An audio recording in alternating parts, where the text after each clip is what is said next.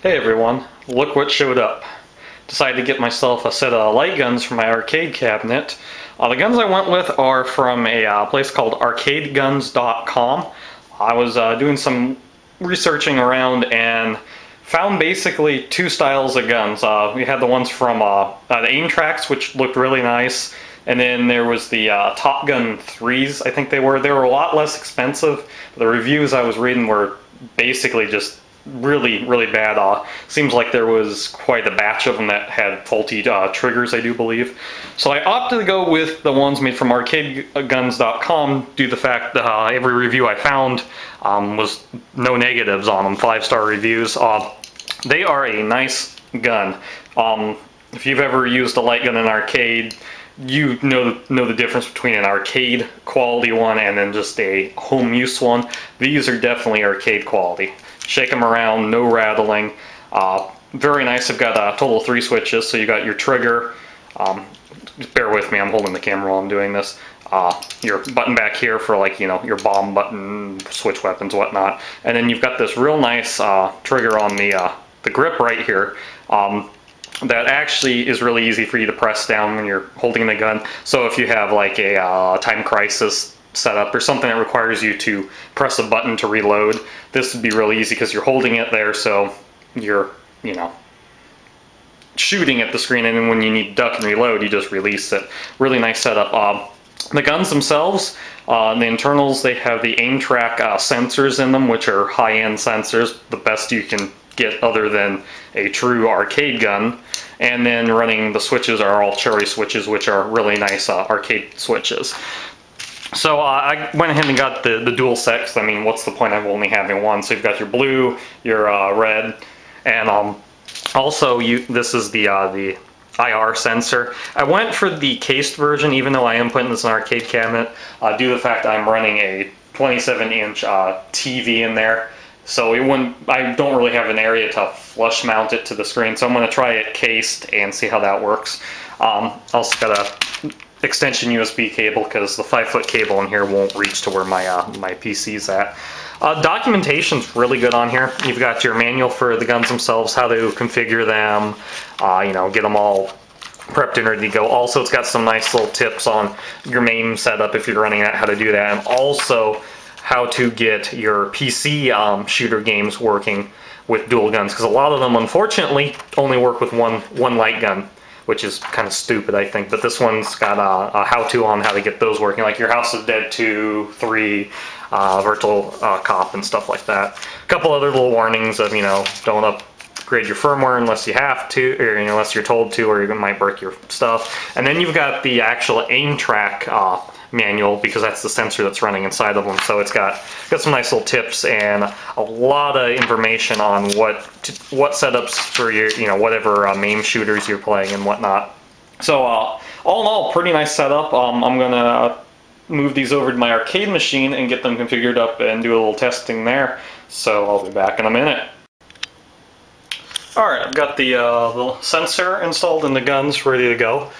Sensor, as you can tell, is right up here on the top of my TV, and you may notice a bunch of lights right up here. That's actually the infrared, so I can't actually see that, but the camera can pick it up.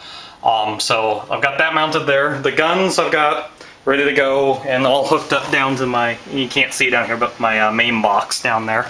Not sure how I'm going to route these cables yet for the guns. I better not drop that. I'm thinking I may drill a hole on each side of the cabinet here, because I'm going to eventually put some holsters in here. But I'll worry about that when I get to that point. So I'm going to go ahead and put my my plexiglass back over my screen here, and we'll test these guns out here in a minute or two. Okay, so I got my arcade cabinet pretty much back together, got my plexiglass on there, and got the guns calibrated. One note though, it took me a while to get these actually to calibrate properly. I had them set up and then I go in the games, and games are just inaccurate. There's dead spaces. I tried every, position I can think of, close to the screen, away from the screen. I actually hooked it up to my other machine and got the same results, so I started looking around.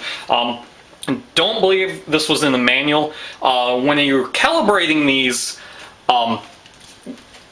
I'm not going to do it right now because I just got these set up, but you press and hold this button back here for 5-10 seconds, and then what happens is, you probably can't see this too well, I'll try to move it, but you'll get your cursor flashes up there, you shoot at it, it goes in that corner, you shoot at it, and it comes down the, about the bottom there, and you shoot at it, and that, tells basically the gun where it's at in relation to that IR sensor up there. What I was doing was what I thought was the right way of calibrating it. So holding the gun, and then when the arrow goes up to that top left, I would move my whole hand like that, then move my whole hand to the top right, and then down the bottom.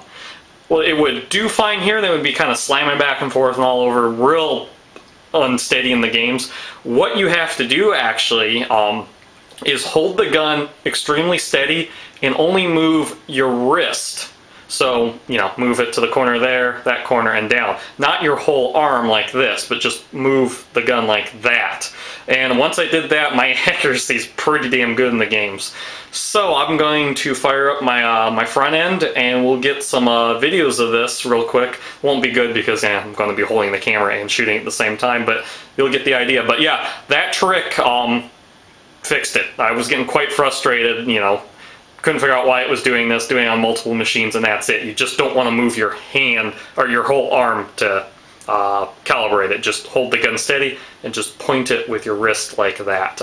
Makes more, if that doesn't make sense, let me know and I'll try to explain it better. But yeah, that's what you have to do, and that's spot on. So let me just switch over and we'll get some games playing.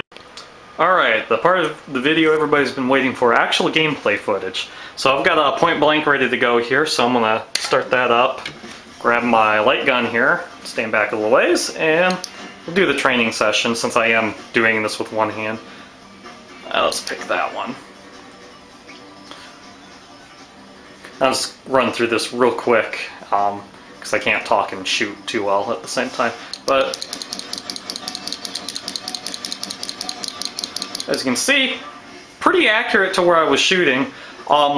In this game, I did have to go into the service menu and just go through the calibration mode for the gun on this game.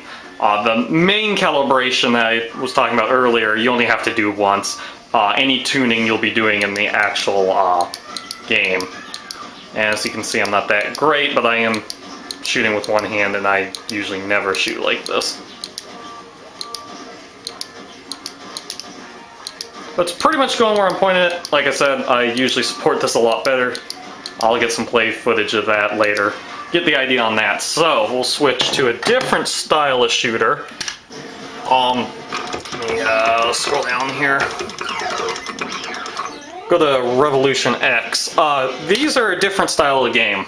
This and Terminator 2, I think were the same hardware, just different game in it basically. So we'll skip past this. They weren't true light guns in the sense that you have a gun like this that you're picking up and shooting around and all that type of stuff. It was actually a joystick that was shaped like a gun that you just moved around the screen. There was actually no real light input. I do believe so. I could be wrong on that, but I do believe it was actual joystick. So we'll go ahead, put some coins in that.